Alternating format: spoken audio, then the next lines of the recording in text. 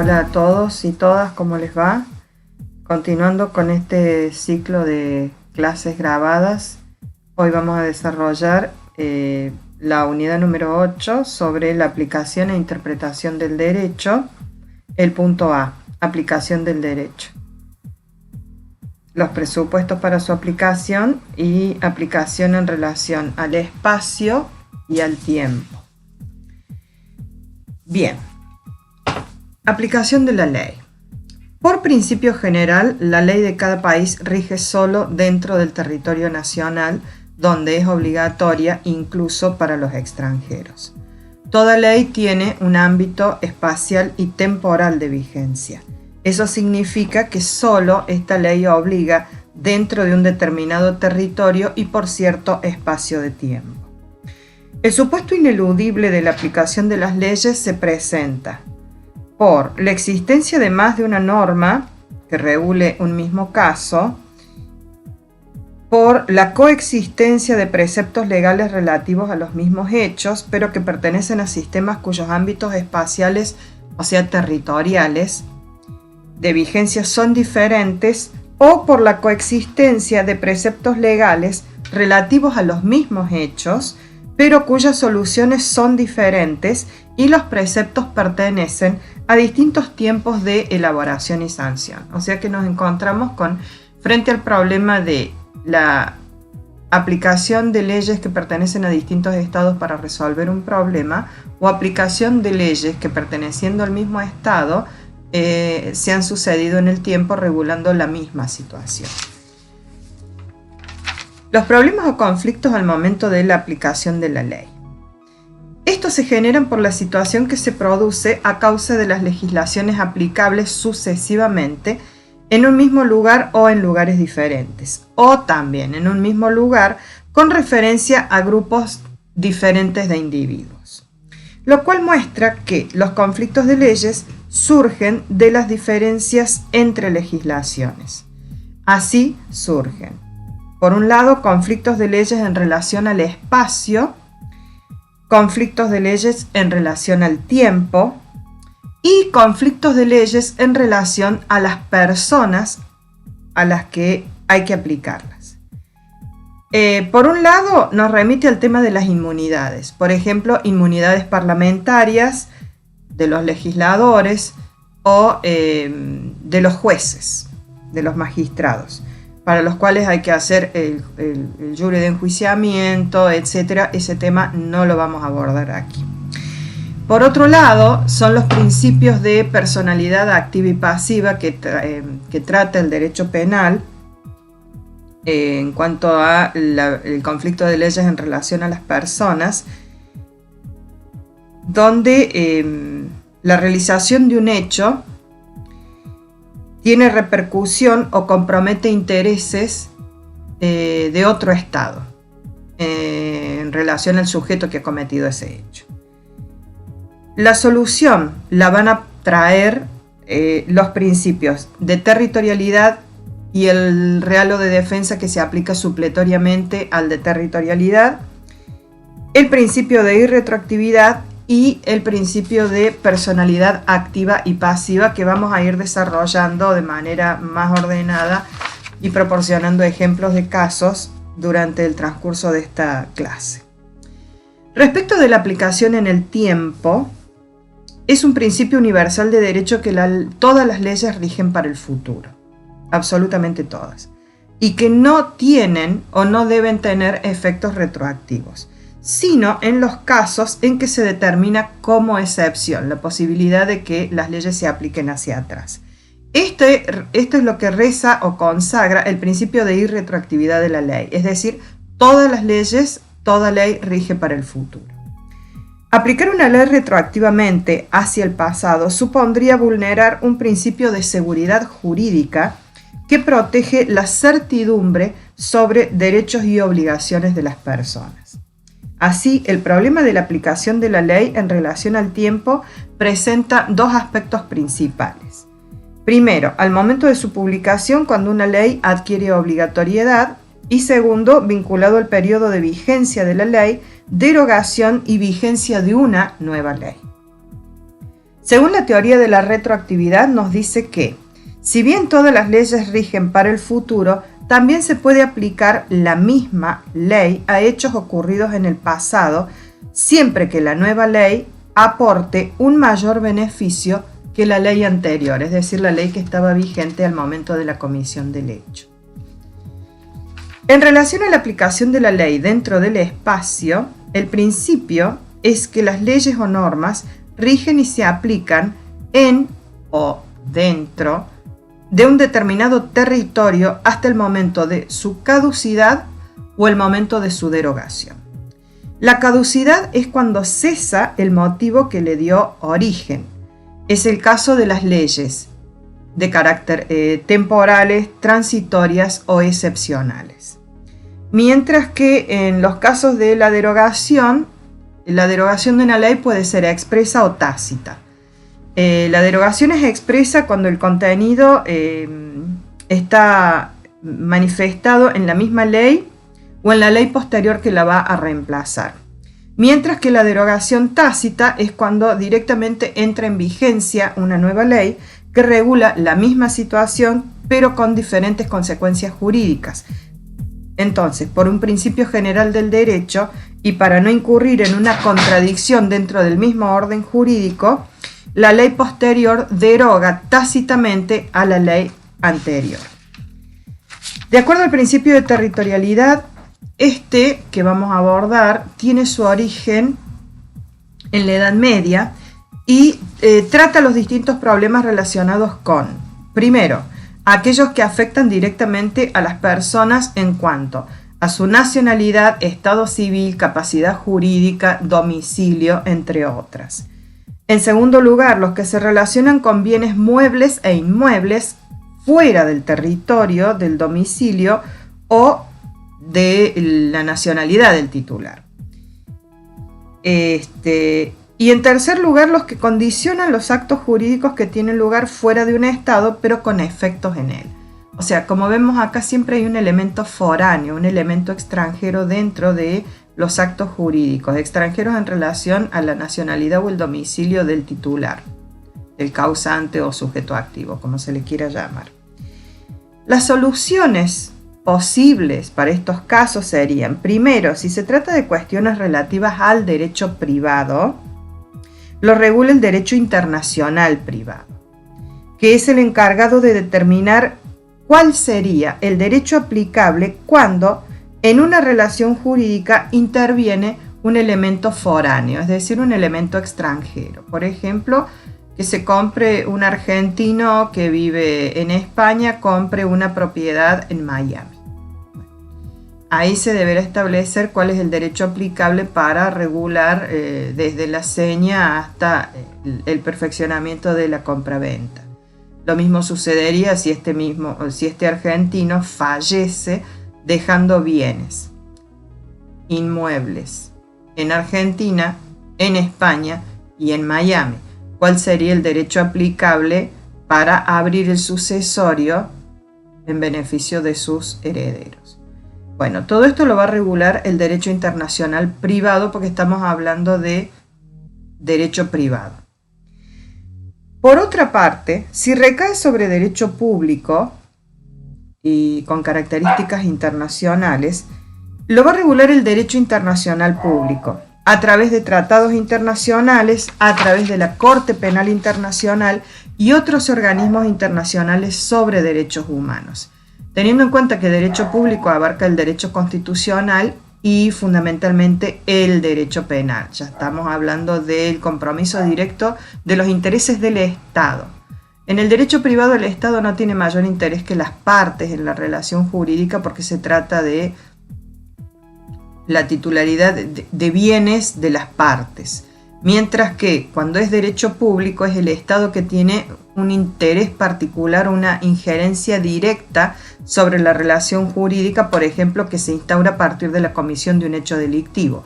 Por eso va a estar regulada por el derecho internacional público, por los tratados internacionales, por la Corte Penal Internacional, por los organismos internacionales de derechos humanos y particularmente por el derecho constitucional y el derecho penal. en el caso que se trate de cuestiones de derecho interno o que afecten directamente a nuestro Estado. Como lo que nos ocupa son las cuestiones de la aplicación de la ley en el derecho interno, nos vamos a centrar en el principio de territorialidad y vamos a dejar las cuestiones de derecho internacional para las materias que se ocupan particularmente de esto, las asignaturas de derecho internacional público y derecho internacional privado, que las van a ver más adelante en el transcurso de la carrera. Según el ordenamiento jurídico argentino, las leyes son obligatorias para todos los habitantes de la República, sean ciudadanos o extranjeros, domiciliados o transeúntes.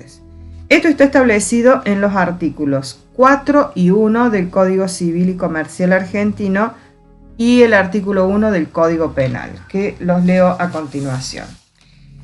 El Código Penal argentino en su artículo 1 establece: este código se aplicará por los delitos cometidos o cuyos efectos deban producirse en el territorio de la nación argentina o en los lugares sometidos a su jurisdicción. 2. Por los delitos cometidos en el extranjero por agentes o empleados de autoridades argentinas en desempeño de su cargo. 3. Por delito previsto según el artículo 258 bis, cometido en el extranjero por ciudadanos argentinos o personas jurídicas con domicilio en la República Argentina, ya sea aquel fijado en sus estatutos o el correspondiente a los establecimientos o sucursales que posea en el territorio argentino. Mientras que el Código Civil en su artículo 4 establece ámbito subjetivo. Las leyes son obligatorias para todos los que habitan el territorio de la República, sean ciudadanos o extranjeros, residentes, domiciliados o transeúntes, sin perjuicio de lo dispuesto en leyes especiales. Y el artículo 1 del mismo cuerpo legal establece: los casos que este código rigen deben ser resueltos según las leyes que resulten aplicables conforme a la Constitución Nacional y los tratados de derechos humanos en los que la República sea parte. A tal efecto se tendrá en cuenta la finalidad de la norma.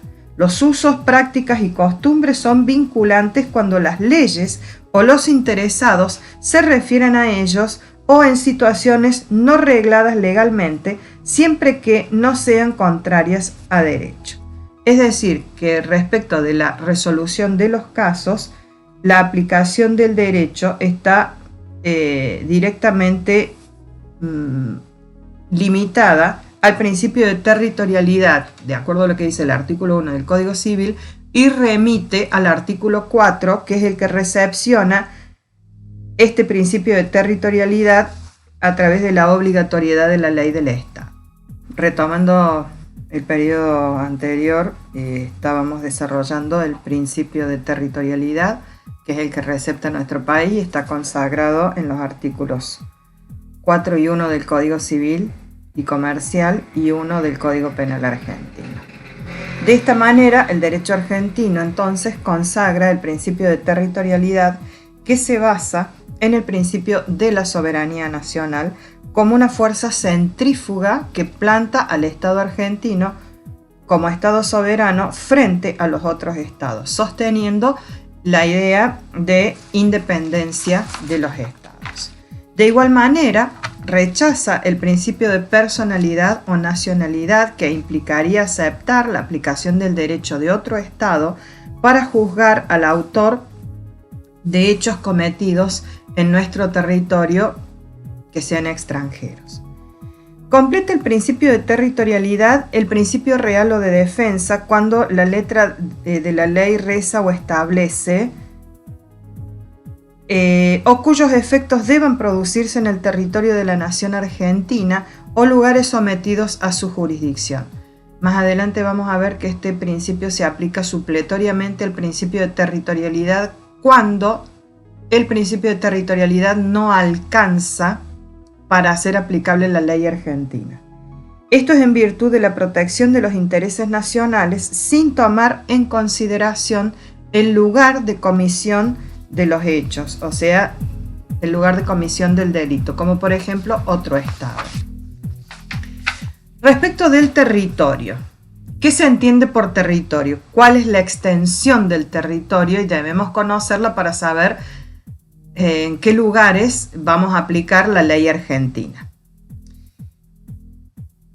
El concepto de territorio abarca no solamente la extensión de tierra dentro de los límites del Estado, que ese sería el concepto material, sino que también se considera el concepto jurídico. El concepto jurídico hace extensiva la aplicación de la ley penal argentina, por ejemplo, a lugares sometidos a su jurisdicción, como las embajadas, los consulados y demás.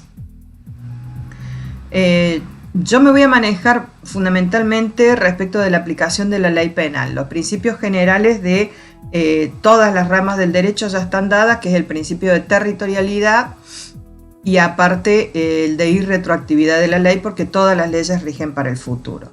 Las excepciones en materia de aplicación de la ley las presenta el derecho penal, porque tiene supletoriamente el principio real o de defensa y porque en algunos casos considera la retroactividad para beneficiar al imputado. Así que vamos a manejarnos desde la mirada del derecho penal para terminar de desarrollar estos temas. El territorio abarca 3 espacios: tierra, agua y aire. Empezamos con la tierra, o sea, territorio es todo. Es el lugar donde la República Argentina ejerce su jurisdicción, es decir, aplica el derecho nacional. Comenzamos con tierra, el espacio de tierra. Es el espacio demarcado entre los límites internacionales que separan a nuestro país de los otros estados. Hablamos de límites tanto naturales como convencionales. Los límites naturales pueden tratarse de lagos, ríos, montañas. Y los convencionales son las líneas trazadas de un punto a otro, son líneas imaginarias, fijadas por razones históricas, geográficas, mediante tratados bilaterales con la nación vecina o sometidas a arbitraje para definir algún problema limítrofe. El arbitraje siempre es de un tercer estado que no tiene intereses con ninguno de los otros dos. Eso respecto de los convencionales. Respecto de los límites naturales, tenemos 2 casos puntuales. El de los ríos. Cuando estamos hablando de ríos internacionales que separan 2 estados limítrofes. Hay 2 criterios para establecer la división del río entre los 2 estados. El primero es el criterio geográfico, que divide su cauce en 2 partes iguales. Esto ha presentado algunos inconvenientes en el transcurso de la historia porque cuando la profundidad del río permite que sea navegable, a veces dividirlo en partes iguales no beneficia a uno de los estados porque no siempre el cauce más profundo está por el medio del río y solamente es aprovechable para uno de los 2 estados o para ninguno. Por ende, el criterio económico que desplaza en aplicación el criterio geográfico es aquel que va a fijar el límite a través de la vaguada o línea del talwed. El talwed es a través del cauce más profundo del río y esto permite que el río sea navegable por ambos estados sin tener que estar pidiéndose permiso de relaciones internacionales permanentemente para que un buque de otra bandera esté navegando esa zona del río que pertenece al estado colindante. Y así funciona como un importantísimo recurso económico, medio de transporte y traslado para ambos estados. Respecto de las montañas, nuestro país está muy ligado a esto porque tenemos toda la cordillera de los Andes que nos separa con el país hermano de Chile. Se traza una línea imaginaria, una línea divisoria según 2 criterios posibles también. La de los picos más altos que van guiando esta línea imaginaria o por la división de las aguas. la división de las aguas va a quedar demarcado por la distinta dirección de la corriente de los ríos que descienden de la montaña, determinando así la pertenencia del territorio. Ambos criterios se usaron para dividir la cordillera de los Andes entre Argentina y Chile como límite natural. Bien, eso respecto del espacio de tierra. Vamos al agua. El agua aplica en todos los espacios de agua dentro del territorio de la nación, como pueden ser ríos, lagunas, lagos o pequeños mares internos. De eso no hay problema. Más el mar territorial, que Argentina tiene una vasta extensión de mar territorial. El espacio marítimo de la República Argentina fue establecido por Ley 23.968, sancionada el 14 de agosto de 1991, que fija las líneas de base de la República Argentina, tanto continental como insular, es decir, las islas también. Así quedó conformado que nuestro mar territorial es de 12 millas más 24 millas de plataforma más 200 millas de zona económica exclusiva. Esto entendiendo la costa, entonces hacia adentro del mar, no hacia abajo en profundidad. Estamos hablando del mar territorial.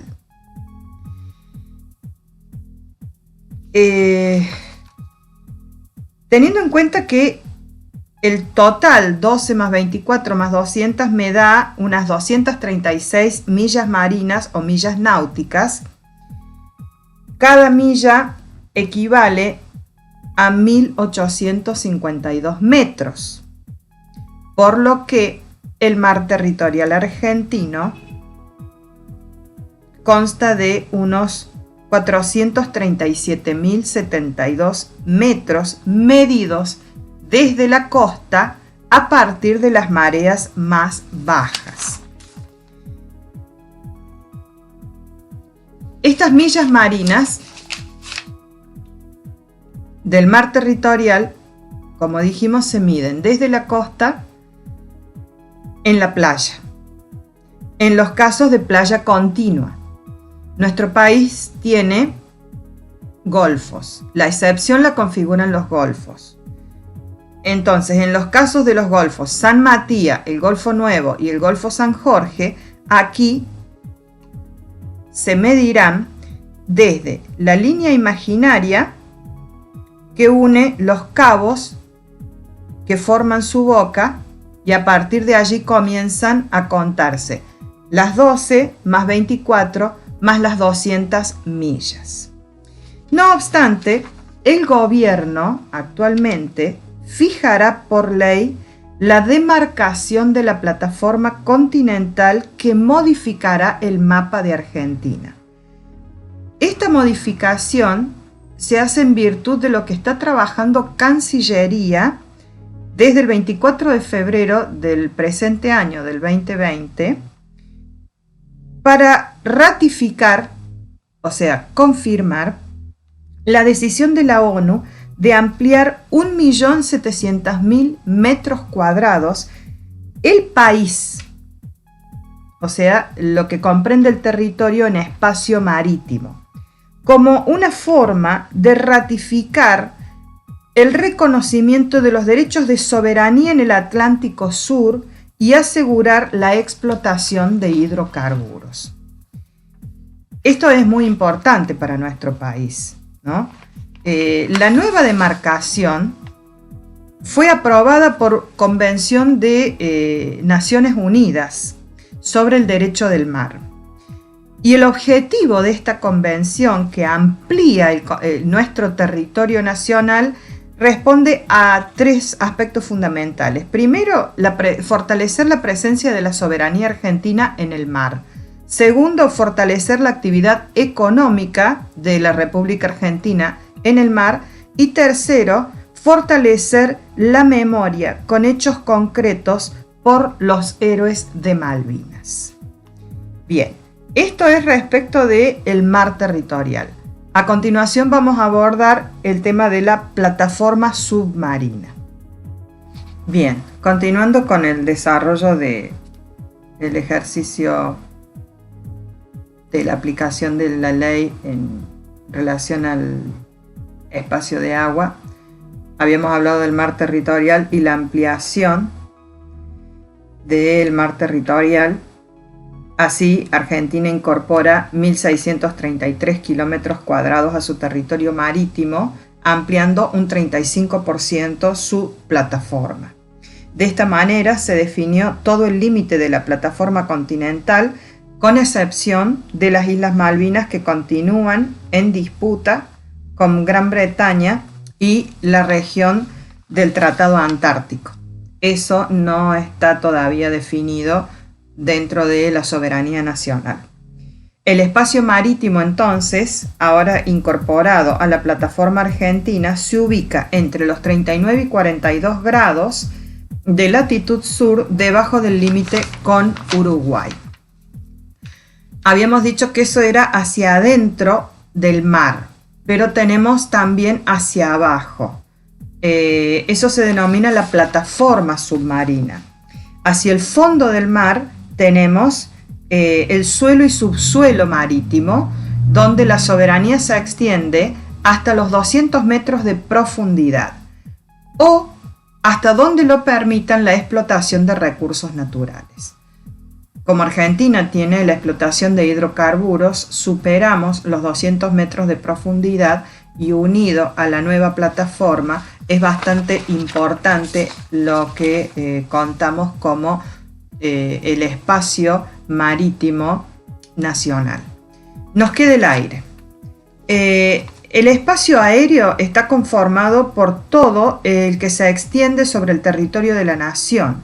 En nuestro país se aplica la tesis que sustenta la soberanía del estado subyacente, es decir, superficiario, que es la más aceptada por la comunidad de las naciones. Y respecto a la altura, por lo general, la soberanía del estado se extiende hasta la estratosfera.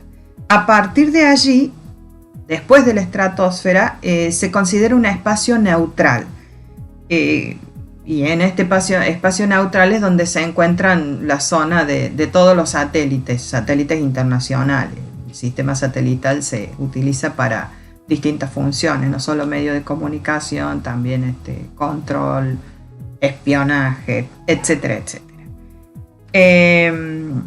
Entre los 15 y los 50 kilómetros de altitud,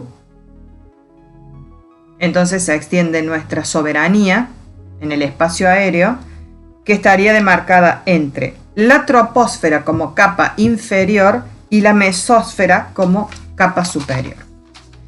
Bien, eso todo respecto al principio de territorialidad. Ahora veamos a continuación el principio real o de defensa, que es aplicable fundamentalmente por el derecho penal para los delitos iniciados en el extranjero, pero cuya consumación se producen en el territorio de la nación, es decir, nuestro país. A eso se refiere cuando el Código Penal habla de los delitos cometidos en el extranjero o cuyos efectos deban producirse en el territorio de la nación argentina o lugares sometidos a su jurisdicción. ¿Cuyos efectos? Bueno, después vamos a diferenciar entre efecto y consecuencia del delito. En definitiva, un ejemplo para ilustrar este principio real o de defensa se dispara desde la costa de Montevideo y ese disparo hiere mortalmente a un gendarme argentino apostados en la costa de Buenos Aires, ¿sí? Cuando habla de cuyos efectos deban producirse, o sea, esa sería la consumación del hecho. El comienzo de ejecución de la acción se produce en el extranjero. ¿Por qué no es aplicable el derecho uruguayo? Porque yo tengo que apuntar a la consecuencia de la acción. O sea, ¿cómo termina? Si yo apunto al lugar de la realización del hecho, me quedo con una tentativa de homicidio y sería aplicable para la persona que efectúa el disparo solo en grado de tentativa, porque el comienzo de ejecución de la acción no me está mostrando la consecuencia. La consecuencia de esta acción es la muerte de un gendarme del otro lado, de nacionalidad argentina. Entonces, el hecho completo implica un homicidio. Y allí, aplicando este principio real o de defensa, donde nuestro país o un nacional nuestro es quien sufre la consecuencia del hecho que se comenzó a ejecutar en otro país, es que se lo va a juzgar por el delito de homicidio. Por otro lado, dice, o cuyos efectos deban producirse en el territorio de la nación argentina, por lo que es indistinto en este momento pretender distinguir entre los efectos o las consecuencias, ya están dados a través de los ejemplos. Un efecto del delito sería un hecho que comienza a ejecutarse y termina de ejecutarse en un país extranjero. Toda la realización del hecho se perfecciona fuera de la Argentina. Pero Argentina va a ser directamente perjudicada por el producto de ese delito. Por ejemplo, que en Chile se junten 2 chilenos, 2 argentinos y un colombiano a falsificar moneda peso argentino. El delito de falsificación de moneda es un delito instantáneo, que no requiere la puesta en circulación de la moneda falsa para que se quede consumado el hecho delictivo. Lo cual significa que a partir del momento en que la plata falsa sale de la maquinita, ya estamos hablando de el delito perfecto o consumado. El delito comienza y termina de realizarse en el territorio chileno. Pero el principal perjudicado por este hecho es el Estado Nacional argentino, porque el dinero que se está falsificando es peso argentino. O sea que el destinatario para poner en circulación ese dinero falso va a ser la República Argentina. Por ende, nuestro país alcanza a los 2 chilenos, los 2 argentinos y el colombiano para juzgar con nuestras leyes el delito de falsificación de moneda, aunque la acción se haya realizado completamente en otro estado. ¿Por qué? Porque el efecto del delito tiene como principal víctima o perjudicado el Estado nacional. Espero que haya quedado claro la diferencia de los efectos y la consecuencia del delito con estos 2 ejemplos. Bien, de esta forma el principio real o de defensa se aplica de manera supletoria al principio de territorialidad frente a hechos que no son realizados o cometidos en el territorio nacional, es decir, el de territorialidad no los podría alcanzar. Pero el Estado o sus ciudadanos resultan ser los damnificados o víctimas de este tipo de delitos. Respecto a los lugares sometidos a su jurisdicción, que es la última parte de la que habla el artículo del Código Penal, es aplicable la ley nacional o la ley del Estado al que representan solo en el ámbito penal cuando los hechos, o sea, delitos, cometidos sean en el ejercicio de sus funciones, es decir, porque actúan en nombre y representación del Estado Nacional y el principal perjudicado, la víctima directa, es nuestro Estado Nacional. Como por ejemplo, el embajador de Argentina en México que comete el delito de malversación de los fondos de la embajada. El principal damnificado, la víctima, es el Estado argentino. Entonces, como está en ejercicio de sus funciones, lo alcanza la ley nacional para ser juzgado por este delito, ¿sí? Porque la afectación también la sufre el Estado argentino.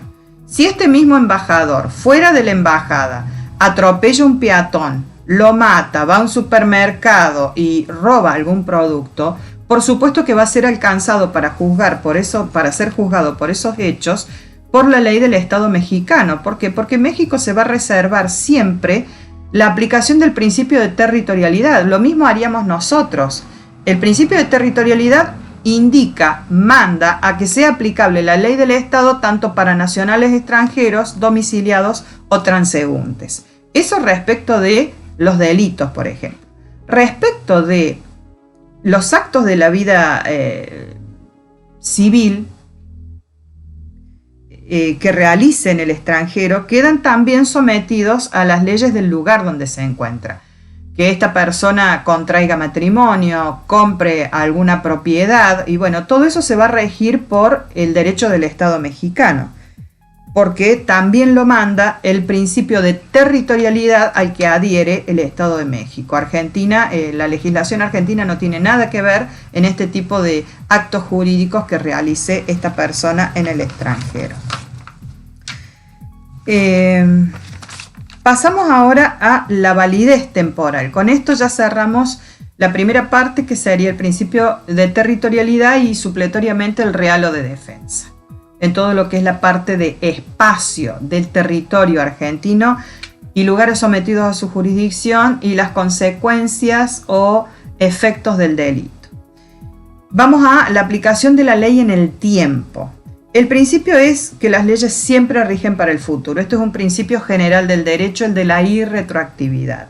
¿Por qué? Porque las leyes no son eternas, entonces cuando cambia la valoración social, la ley ha envejecido, quedó desactualizada a los tiempos y debe ser sustituida por otra ley o quitada del sistema por medio de la derogación.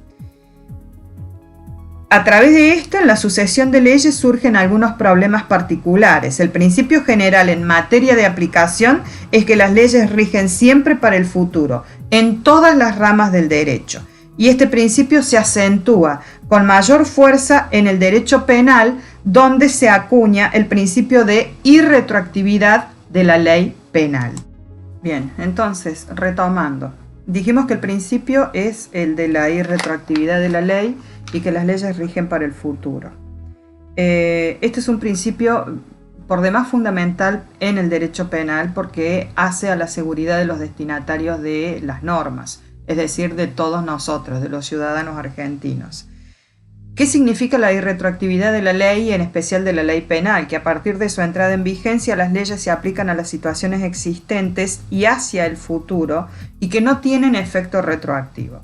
Esto está consagrado en los artículos 5 y 7 del Código Civil argentino. El artículo 7 dice: eficacia temporal. A partir de su entrada en vigencia, las leyes se aplican a las consecuencias de las relaciones y situaciones jurídicas existentes. Las leyes no tienen efecto retroactivo, sean o no de orden público, excepto disposición en contrario. La retroactividad establecida por la ley no puede afectar derechos amparados por garantías constitucionales.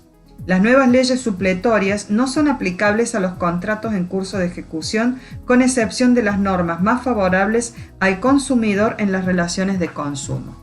Y el artículo 5 del Código Civil dice: las leyes rigen después del 8º día de su publicación oficial o desde el día que ellas determinen.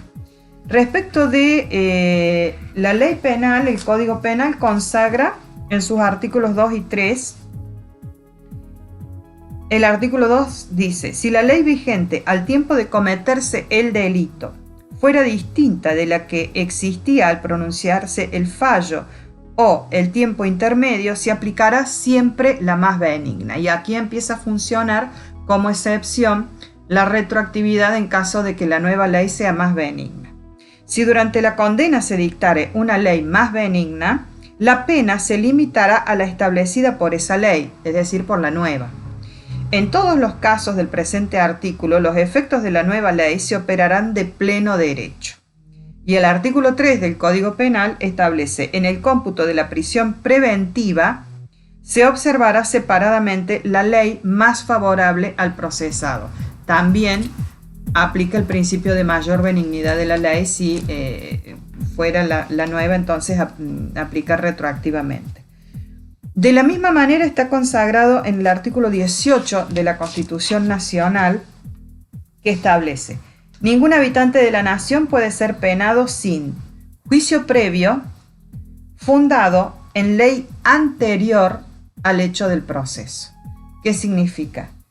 El principio de la ley anterior es el principio de ley previa, que es aquella que está vigente al momento de la comisión del hecho delictivo que motiva o que da origen a la causa, que es de lo que habla el artículo 18 respecto del juicio previo. Todo esto está englobado dentro del principio de legalidad.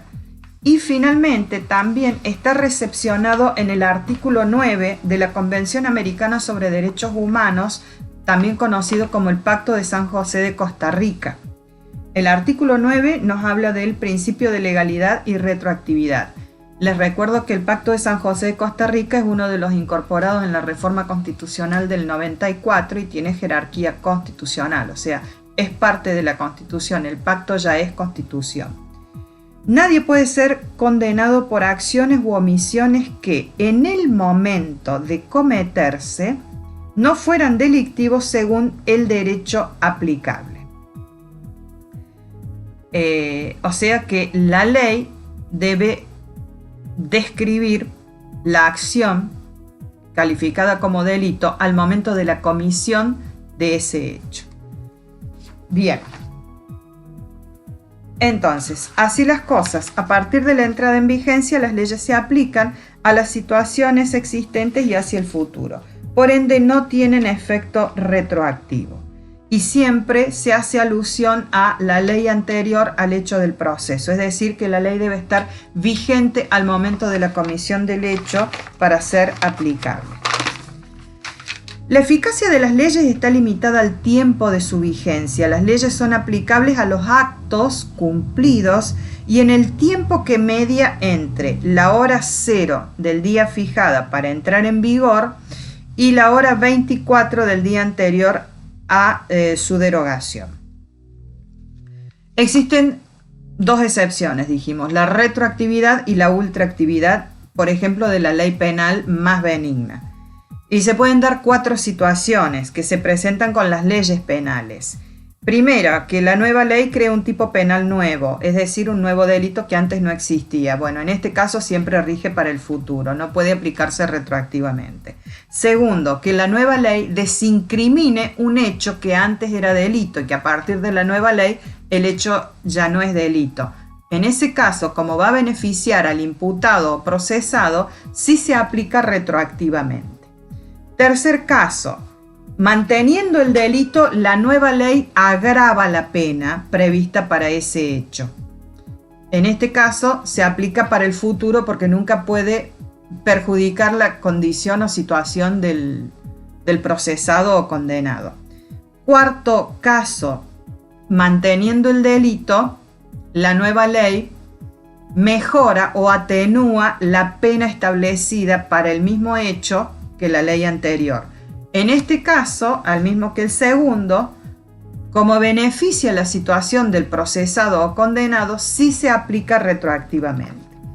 No sería un quiebre al principio de irretroactividad, simplemente es una excepción de la irretroactividad de las leyes en virtud de que beneficia la situación del procesado o condenado.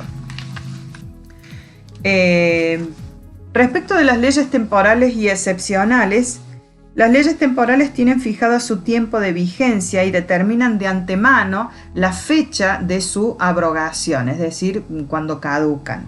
Una vez cumplido el término de su validez, cesan sus efectos, por lo que se torna inaplicable. Respecto de las leyes excepcionales, se dictan para regular situaciones de excepción, como un siniestro de grandes proporciones, una epidemia, un tsunami, un terremoto. Y dada la misma situación de excepción, no tienen determinada de manera expresa su vigencia, ya que ésta resulta de la duración de la situación que la motivó. Estas son leyes excepcionales y sabemos que, de acuerdo a la Constitución Nacional, las leyes son potestad exclusiva del Congreso de la Nación para su creación, sobre todo en derecho penal. Nosotros estamos viviendo una situación excepcional en este año 2020 debido a una pandemia mundial, la del COVID-19. Entonces, la reglamentación que cumplimos respecto de la cuarentena, el aislamiento y la prohibición de deambular son decretos de necesidad y urgencia dictados por el Ejecutivo Nacional, que no se trata de leyes excepcionales, son decretos. Los decretos de necesidad y urgencia que regulan nuestro aislamiento o distanciamiento social, que tienen prevista su duración y se van renovando por otra de la misma naturaleza, no son de carácter penal. Son simplemente resoluciones del Ejecutivo. ¿Por qué no son de carácter penal? Porque el Ejecutivo Nacional tiene expresamente prohibida la facultad de legislar en materia penal a través de decretos de necesidad y urgencia. El decreto de necesidad y urgencia es la forma legislativa constitucionalizada a partir de la reforma del 94 que prevé que una decisión del Poder Ejecutivo de naturaleza legislativa sea excepcionalmente válida siempre que concurran las circunstancias que la misma norma establece. De allí su naturaleza de excepcional. Y esto lo establece el artículo 99 de la Constitución Nacional, que dice: dentro de las atribuciones del Poder Ejecutivo, el presidente de la Nación tiene las siguientes atribuciones. 3. Participa de la formación de las leyes con arreglo a la Constitución, las promulga y hace publicar. El Poder Ejecutivo no podrá, en ningún caso, bajo pena de nulidad absoluta e insanable, emitir disposiciones de carácter legislativo. Solamente cuando circunstancias excepcionales hicieran imposible seguir los trámites ordinarios previstos por esta Constitución para la sanción de leyes y no se tratare de normas que regulen materia penal, tributaria, electoral o régimen de los partidos políticos, podrá dictar decretos por razones de necesidad y urgencia, los que serán decididos en acuerdo general de ministros que deberán refrendarlos conjuntamente con el jefe de gabinete de ministros. Esta es la naturaleza jurídica de los decretos de necesidad y urgencia, que funcionan de manera excepcional, pero no tienen el carácter de una ley penal excepcional. La penalidad que se sufre al violar el decreto que manda guardar la cuarentena es por facilitar el contagio de alguna enfermedad, que eso es una ley de carácter penal, que está contenida en otro cuerpo legal del Código Penal y que nada tiene que ver con los decretos de necesidad y urgencia porque ya estaban vigentes hace mucho. Entonces, ¿cuáles son esas situaciones por las que se puede legislar a través de decretos de necesidad y urgencia?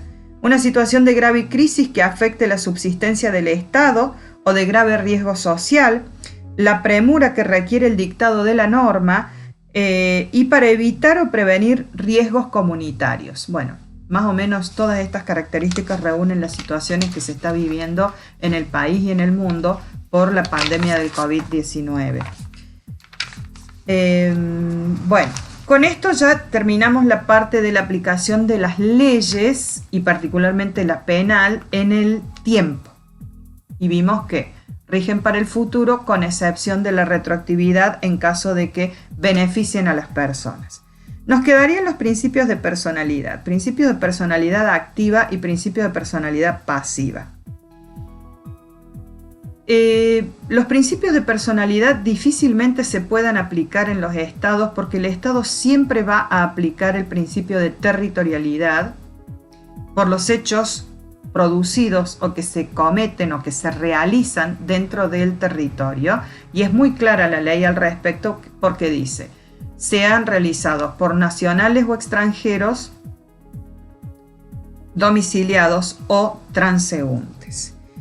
No obstante, lo voy a desarrollar y voy a proporcionar un par de ejemplos para darle un cierre a esta exposición. El principio de personalidad activa implica solicitar al Estado que la ley aplicable sea la del Estado de la nacionalidad del sujeto activo. ¿Quién es el sujeto activo? Es el autor del delito en el extranjero. ¿Sí? Por ejemplo, cómo se manejó el caso Saldaño en Estados Unidos. Y el principio de personalidad pasiva es aquel que solicita que la ley aplicable para resolver el caso sea la del Estado al que pertenecía la víctima del delito en el extranjero, o sea, en el Estado extranjero. Y aquí vamos a tratar el ejemplo de Astiz. Respecto de Saldaño, bueno, Saldaño es el cordobés condenado a muerte en el estado de Texas, en Estados Unidos. Lleva 24 años en el corredor de la muerte en Houston, Texas, por el crimen de un comerciante en Dallas en 1995. En principio se habló porque como el estado de Texas es uno de los estados que tiene prevista la pena de muerte para este tipo de delitos, en principio se habló de una solicitud para que Saldaño fuera juzgado con la ley penal argentina en Estados Unidos, ya que nuestra ley para el mismo delito no tiene prevista la pena de muerte. Entonces, aplicando el principio de mayor benignidad de la ley penal, se solicitaba que se juzgara a Saldaño con el derecho penal argentino. Por supuesto que Estados Unidos hizo caso omiso a esta solicitud porque siempre es prioritario la aplicación del principio de territorialidad. Así las cosas, bueno, Saldaño se encuentra condenado a muerte, espera su ejecución hace 24 años en el corredor de la muerte y a pesar de las distintas revisiones a que se ha sometido y que fueron 2 juicios realizados, en ambos juicios se lo encontró culpable y condenado a muerte por los mismos.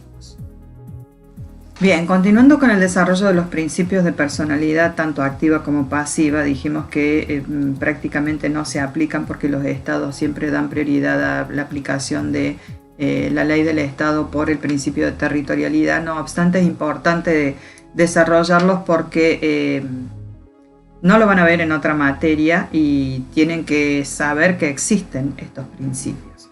Dijimos de personalidad activa es cuando se solicita que se aplique la ley del estado de nacionalidad del sujeto activo de la comisión del hecho delictivo. Es como aparentemente hubiese, en una primera instancia hubiese sucedido esto con el caso Saldaño, habíamos dicho, y que por supuesto Estados Unidos denegó la posibilidad de aplicar el principio de personalidad activa por prioridad al principio de territorialidad. Todos los estados hubiesen hecho lo mismo. Dijimos que Saldaño se encuentra hace 24 años en el corredor de la muerte y bueno, su abogado ha recurrido varias veces, incluso se declaró nulo el primer juicio, se lo juzgó por segunda vez, también se lo encontró culpable y se lo condenó nuevamente a la muerte por inyección letal. En el 2016 la Organización de los Estados Americanos se pronunció en contra de la condena a muerte de Saldaño porque consideran que es una de las formas de cometer todo el tipo de violaciones de los derechos humanos por racismo. Es la primera vez que un argentino es condenado a muerte en Estados Unidos y esto llevó a que se sancione en el 2003 la ley Saldaño, que derogó la ley que adjudicaba a extranjeros un grado de peligrosidad futura mayor que la que reviste para los nativos. Esta ley estaba vigente en Estados Unidos. También sostuvo que el corredor de la muerte no es una cárcel, sino que es un lugar de tortura, de verdadera tortura, y la justicia tejana le dio a Saldaño la oportunidad de 2 juicios y en ambos ha sido condenado a muerte. O sea, lo importante de esto es que si bien no se aplicó el principio de personalidad activa para juzgarlo a Saldaño, ha sido un precedente internacional muy importante porque se llega al punto de derogar una ley vigente en Estados Unidos por otra ley, la ley Saldaño, para evitar estas situaciones de considerar por demás peligrosos a los extranjeros que a los nativos. Y porque estadísticamente las personas de color y los latinoamericanos son los más condenados a muerte en Estados Unidos. También su madre apeló a la primera sentencia por esa cláusula de peligrosidad racista y la Suprema Corte de Estados Unidos le dio lugar a esa apelación. Su abogado Vega sostuvo que en realidad no defiende la inocencia de Saldaño, sino que defiende las garantías judiciales, tanto sea de un cordobés como de un vietnamita, como de un mexicano, como si todos fuesen estadounidenses. Lo único que se pedía es que se le diera el mismo trato que un ciudadano norteamericano. Ese es el punto. Para el abogado defensor, esta condena debería ser nula y dictarse la libertad para Saldaño porque a su segundo juicio ya llegó totalmente degradado mentalmente, teniendo en cuenta que hace 24 años que está en el corredor de la muerte, está como muerto en vida, está declarado inimputable, porque ya no posee su sano juicio ni sus facultades mentales, están absolutamente alteradas.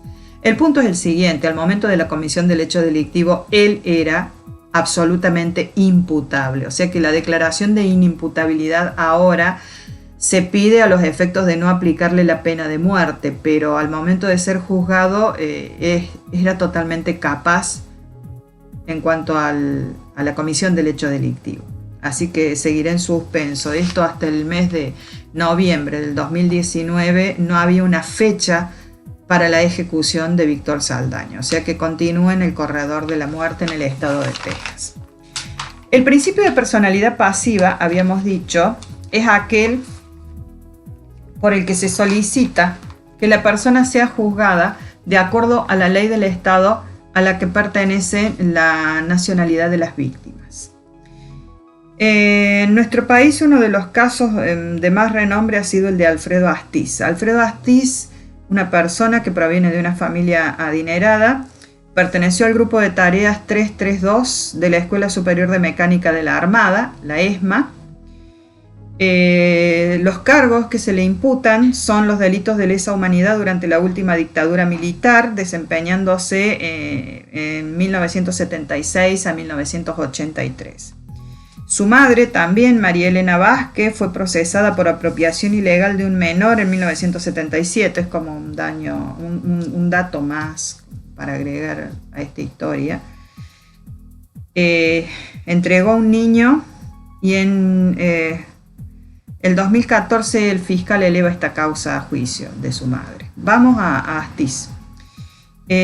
Astiz se infiltró en una organización de derechos humanos como espía, usaba el nombre de Gustavo Niño, que fue conocido después como el Ángel Rubio o el Ángel de la Muerte. Como espía estaba infiltrado en el grupo militante de los derechos humanos que se reunía en la iglesia de Santa Cruz. A la salida de misa marcó con un beso a Azucena Villaflor de Vicente y a Esther Valestino de Careaga y María Ponce de Bianco. Estas tres mujeres fueron las fundadoras de Madres de Plaza de Mayo, que comenzaban a organizarse para buscar a sus hijos desaparecidos. O sea, esta era una organización militante muy fuerte de los derechos humanos. Esta iglesia Santa Cruz, donde se reunían y se organizaban, pertenecía a los Padres Pasionistas en el barrio de San Cristóbal en Buenos Aires. Aparte de estas tres madres fundadoras, en el mismo acto se secuestró y se detuvo de manera clandestina a las monjas francesas Alice Domon y Leonid Duquet, y a los activistas Ángela Anat, Remo Berardo, Horacio Elbert, José Julio Fontevilla, Eduardo Gabriel Orane, Raquel Bulit y Patricia Oviedo.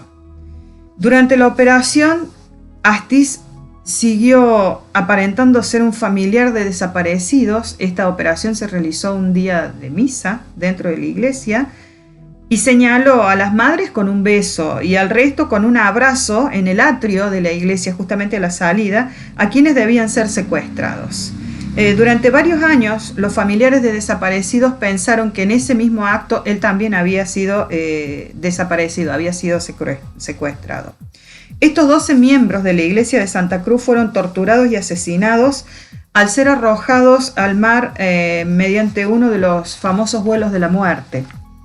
En 2005 encontraron algunos de los cuerpos enterrados como NN en el cementerio de General Lavalle, cerca de la plaza a las que las corrientes marinas arrastraron luego de ser arrojados en 1977.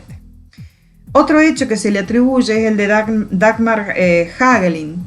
Fue detenida, secuestrada y asesinada por error en la casa de Norma Burgos, esposa de un dirigente montonero. La confundieron porque entraron ese día, detienen a esta señora Burgos y esperaban que llegara María Antonia Berger, que también era una militante por los derechos humanos, y llega Dagmar de visita a la casa. Entonces huye, Astiz la voltea de un balazo, la meten en el baúl de un taxi, la llevan a la ESMA, y en marzo de 1977 se pierde el rastro de esta joven. Así las cosas, también Astiz estuvo infiltrado en Francia, donde ingresó con identidad falsa con un grupo de exiliados argentinos, por lo menos hasta octubre de 1978. Se confirmó cuando apareció en 2009 una prueba documental donde se lo ve a Astiz en el CAIS, que era el Comité Argentino de Información y Solidaridad de las personas que estaban exiliadas allá durante el último gobierno militar. También se desempeñó en Malvinas. El 2 de abril de 1982, Astiz llega a las Islas Georgias del Sur con el grupo de los Lagartos. El 25 del mismo mes de abril, el desembarco británico, Astiz depuso sus armas, se rindió sin disparar un solo tiro, sostuvieron sus hombres. Estaba al mando de 15 hombres y 39 civiles. Quedó detenido como prisionero de guerra de los británicos. Esto generó un enorme escándalo internacional, el desempeño de este hombre durante el proceso militar. La desaparición de las monjas francesas y la joven Dagmar Hagelin involucró activa y directamente a los gobiernos de Francia y Suecia, exigiendo al gobierno argentino información sobre las mujeres desaparecidas. Sobre Dagmar Ingrid Hagelin también reclamó el presidente de Estados Unidos, James Carter, e incluso el mismo Papa Juan Pablo II. En 1979, 3 mujeres liberadas del campo de detención de la ESMA declararon haber visto allí a la joven, pero desconocían su final. También fue liberada la mujer Burgos, la amiga a la que Dagmar había ido a visitar, y la confundieron y la secuestraron. Quien declaró haberla visto 2 veces, la última vez en febrero o marzo de 1979. Y esta joven sueca fue detenida en el 77, o sea que por lo menos durante 2 años fue detenida y torturada en la ESMA. En abril del 1980 el gobierno sueco dio a conocer el testimonio de Burgos, que estaba exiliada en España, y publicó una foto de Astiz como su secuestrador, y la prensa sueca sostuvo que a Dagmar fue arrojada al mar. Cuando Astiz es tomado prisionero por Inglaterra en Malvinas junto a Francia y España, reclamaron a Inglaterra la extradición, pero Gran Bretaña, en ese momento Margaret Thatcher, invocó la Convención de Ginebra para negar la extradición y lo devolvió a Argentina finalizada la guerra. La Convención de Ginebra procura proteger a las víctimas de conflictos armados y los prisioneros de guerra. De esta forma fue juzgado y condenado con ausencia en Francia a cadena perpetua por las leyes francesas por la desaparición, tortura y homicidio de las 2 monjas francesas. Retomando la exposición, dijimos que cuando Astiz es tomado prisionero por Inglaterra en Malvinas, lo mantienen y lo liberan una vez finalizada la guerra. Durante el tiempo que duró su condición de prisionero por Gran Bretaña, tanto Francia como Suecia reclamaron su extradición a Inglaterra para ser juzgado por la desaparición, secuestro y tortura de las monjas y de Dagmar Hagelin, y la muerte, por supuesto, el asesinato. Dijimos que Margaret Thatcher, que en su momento funcionaba como primer ministro inglesa, invocó la Convención de Ginebra para negar la extradición y lo devolvió a Argentina finalizada la guerra. Por lo tanto, Astiz fue juzgado y condenado en ausencia en el territorio francés a cadena perpetua. Es decir, este sería el caso en que se hace valer, no para el Estado argentino, pero sí a nivel internacional, el principio de personalidad pasiva, porque el sujeto es juzgado en el Estado extranjero, que era de la nacionalidad de dos de las víctimas de sus hechos. Los juicios a los que fue sometido Astiz. La causa penal por desaparición de Dagmar Hagelin fue cerrada en 1986 porque había prescripto, o sea, no se lo pudo someter a juicio, no tiene condena por este hecho. Las presiones militares lograron la sanción de las leyes de obediencia debida y punto final, que cancelaron la mayoría de los crímenes de lesa humanidad cometidos durante el terrorismo de Estado.